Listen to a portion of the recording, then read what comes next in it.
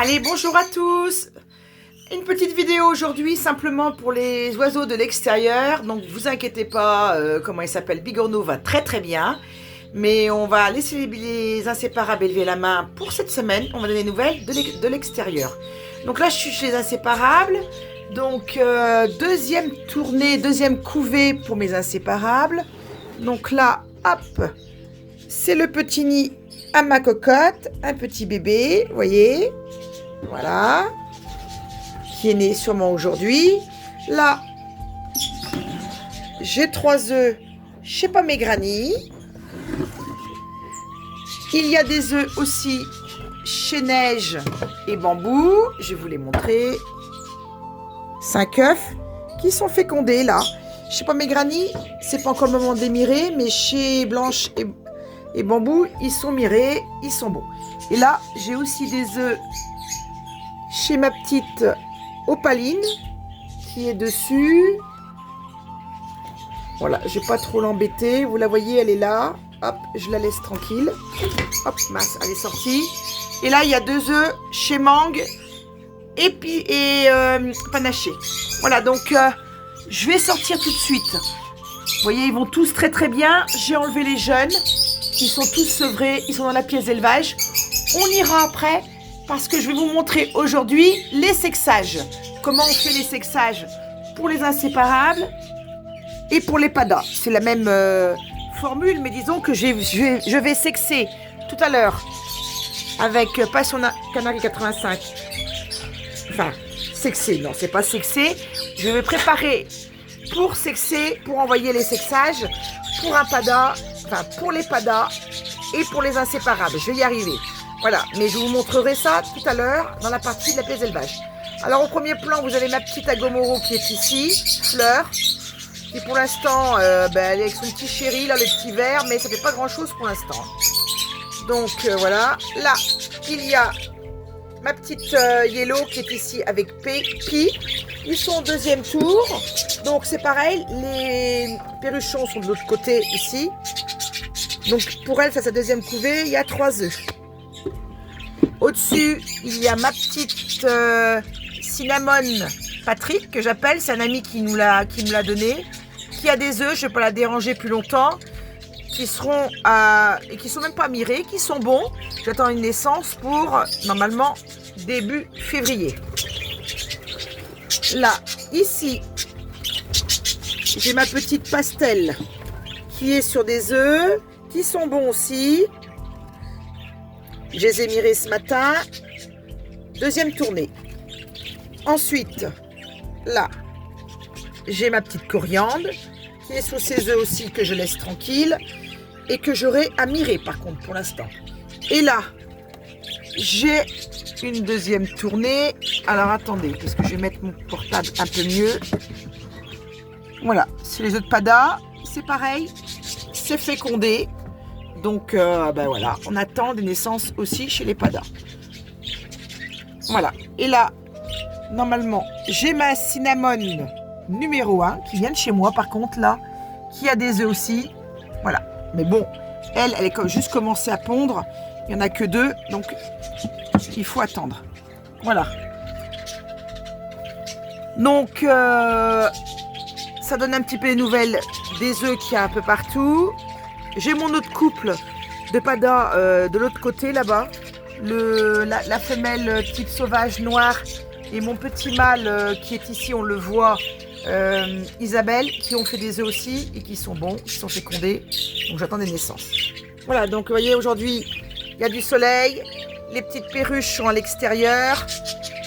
Alors il y a du beau monde, il y a Fleur, il y a Océan, il y a Pastel numéro 2, il y a Blanche, là-bas il y a Blanco, il y a Coriandre qui est sorti, il y a Pastel, et il y a aussi mes 2 perruches arc-en-ciel qui sont au-dessus. Il m'avait fait 2 bébés qui sont... Alors il y en a la petite jaune qu'on a réussi à récupérer, qu'on va essayer de nourrir parce qu'elle n'était pas bien alimentée, et le petit Pastel qui est mort. Moi, je soupçonne, comme ils se ressemblent étrangement, si c'est pas un frère ou une sœur, et que ça donnait des bébés qui n'étaient pas en très grosse forme. Donc j'ai décidé de les mettre dans la volière pour qu'ils se qu'on appelle ça, qui se mettent en couple avec un autre et une autre. J'espère, sinon ben, je vendrai que le mâle ou la femelle, je verrai bien, parce que je veux pas que ça recommence, je veux pas des oiseaux qui ont des problèmes. Je suis contre la consanguinité, donc voilà. On va voir ça. Donc je vous retrouve, je vais couper la vidéo et je vous retrouve dans la pièce d'élevage pour vous montrer les sexages au niveau d'un inséparable et d'un PADA. Comme je vous dis, c'est la même chose, mais bon, les noms différencient tout ça, donc je vous montrerai tout ça. C'est des sexages qu'on envoie sur Paris. Voilà, je coupe la vidéo, je vous reprends. Allez, je vous reprends dans la pièce d'élevage comme convenu pour vous montrer un petit peu les sexages. La vidéo que j'ai pris, la première partie de la vidéo, c'était hier. Aujourd'hui, il fait très très froid en Vendée, il y a -2, une gelée blanche. Donc, vous montrer le sexage dans la pièce d'élevage, il fait pas très chaud. On va plutôt faire le sexage avec, comment il s'appelle, Bigorneau. Là, je vous montre simplement mes inséparables qui sont sevrés. On les a mis à l'intérieur de la pièce d'élevage. Donc, ils vont tous très très bien. Tous les 6. Voilà, comme ils sont jolis. J'ai une petite jaune. Les autres sont verts, type sauvage. Donc, on va les sexer après. Voilà, je voulais vous montrer ceci. Excusez-moi, je ferme la porte. Ici, vous avez les PADA, comme je vous les avais déjà vus. Hein. Donc, j'ai des Isabelles, j'ai des types sauvages, j'ai des plus clairs. Et là, on va aller voir les petits perruchons qui sont tous sevrés aussi. Hop là. Alors, je suis assez contente parce que j'ai quand même pas mal de couleurs. J'ai des dépis. Les pies australiennes, j'en ai 2. J'ai après les autres qui sont... je dis des bêtises, j'en ai même 3 pies australiennes. J'en ai une jaune et verte. Et une toute jaune. Hop, hop, hop, je leur fais peur. Et j'en ai une bleue et blanche. Voilà, donc elles sont toutes sevrées. Maintenant, j'attends un petit peu pour voir leur bec au niveau du sexage. Alors, aujourd'hui, je leur avais mis des graines. Et ils ont de la pâtée maison. Ma petite pâtée maison, semoule de couscous, brocoli, de la carotte, de la biscotte, des œufs et de la pâtée sèche que j'ai mélangée. Voilà, je vais couper la vidéo. C'était juste pour vous montrer un petit peu qu'ils étaient tous sevrés, tous en pièces d'élevage. Après, ils partiront à la vente. Là, je vais couper ici et on va aller tout de suite faire un sexage.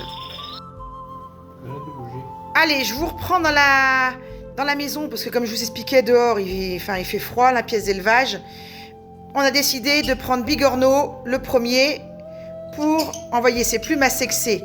Donc vous voyez, Passion Canarie 85 essaye de lui enlever des plumes au niveau du gloat, le plus près possible, avec une pince à épiler. Voilà. Alors, on va les scotcher après sur la feuille.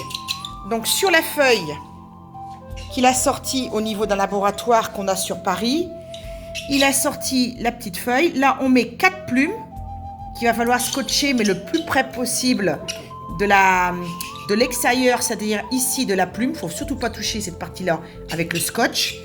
Il faut mettre le numéro 1, l'espèce, donc l'Agapornis rosécolis, et son numéro de bague. Bon, nous, on n'a pas mis de bague parce que Bigorneau, quand il était tout petit, après, on a oublié de lui mettre une bague. On a tellement été préoccupés pour le nourrir qu'on a oublié. Mais comme Bigorneau, on le garde, on n'a pas mis de bague. Nous, on a mis un numéro fictif. On s'est arrangé.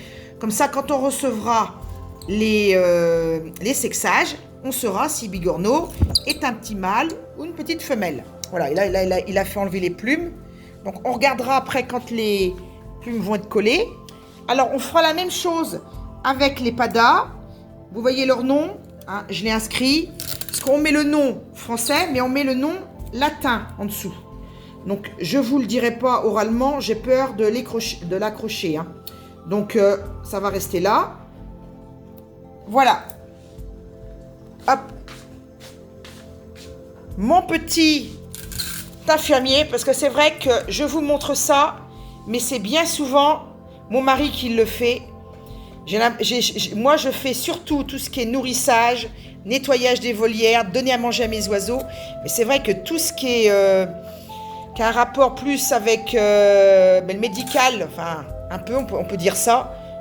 Je suis assez sensible à ça. Donc, je l'accompagne. Donc, heureusement qu'il est là pour tout ça, parce que c'est vrai que moi, je ne le fais pas beaucoup. C'est pareil, les bagages. Au niveau des bagues, je ne le fais pas souvent non plus. Donc, c'est surtout lui qui m'aide pour tout ça. Donc, après, il replie la feuille en deux. Il met le numéro 1, et on l'envoie directement dans un laboratoire sur Paris. Et c'est vrai que 3-4 jours après, allez, on va dire grand maximum, 5-6 jours après, nous avons les sexages des oiseaux. Donc, nous, on le fait surtout au niveau des inséparables parce qu'ils sont difficiles à sexer et au niveau des padas. Le reste, on se débrouille, mais c'est les 2 sortes d'oiseaux qu'on fait au niveau des sexages. Donc, le petit bigorneau, c'est vrai que je ne vais pas vous donner des nouvelles, mais comme on s'est occupé de lui, eh bien, il est là. Voilà. C'est un vrai petit numéro, voyez. Il a sa petite vie à la maison, il mange avec nous et tout. Enfin, tout va très très bien. Donc voilà, on va en rester là au niveau de la... Comment on appelle ça ? De la vidéo. Je vais vous souhaiter à tous un bon week-end. Je voulais remercier des personnes, tout particulièrement celles qui me laissent souvent des messages et qui me font aussi un petit peu qui m'apportent un soutien, comme Christophe Carouget. J'ai aussi, comment il s'appelle, Canary 83. J'ai Canariculture. Canariculteur, je me trompe, voilà. Passion Canary 85, lui, vous savez très bien que c'est mon mari, donc aussi, hein, il m'aide beaucoup. Donc, je voulais remercier ces personnes-là.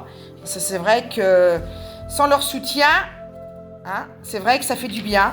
J'ai aussi une personne qui a très peu d'oiseaux, mais qui parle beaucoup de chasse. Eric Chasse aussi, je voulais le remercier. Il a toujours des petits mots très sympathiques. Donc c'est vrai que même je remercie aussi ceux qui ne laissent pas de message, hein, parce que c'est vrai que des pouces aussi, ça fait plaisir. Et je vois que je suis suivie, parce que je vois quand même pas mal de pouces par rapport aux commentaires. Donc je remercie aussi ces personnes-là. Voilà. Donc je vous souhaite à tous un bon week-end et on se dit à bientôt.